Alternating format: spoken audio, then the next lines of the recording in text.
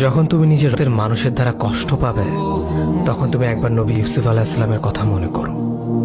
তিনি কিভাবে নিজের ভাইয়ের দ্বারা প্রতারিত হয়েছিল। যখন তোমার বাবা মা না বুঝে তোমার বিরুদ্ধাচরণ করে, তখন নবী ইব্রাহিম আলাইহিস সালামের কথা মনে করো।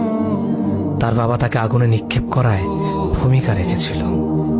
যখন তুমি সমস্যা থেকে পরিত্রাণের জন্য কোনো পথ পাবে না, তখন ইউনুস আলাইহিস সালামের কথা ভেবো। তিনি কতটা সময় তিমি মাছের পেটে আটকা পড়েছিল।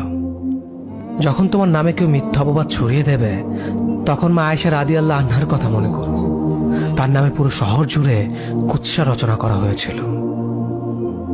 যখন তুমি অসুস্থ ব্যথার যন্ত্রণায় কাতরাতে থাকো, তখন নবী আইয়ুব আলাইহিস সালামের কথা ভেবো।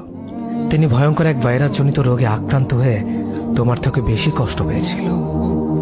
যখন তুমি দিনের কোনো বিধান নীতিতে যুক্তি খুঁজে পাও না, তখন নবী নূহ আলাইহিস সালামের কথা ভেবো। তিনি কোনো প্রশ্ন ছাড়াই মরুভূমিতে নৌকা তৈরি করেছিল।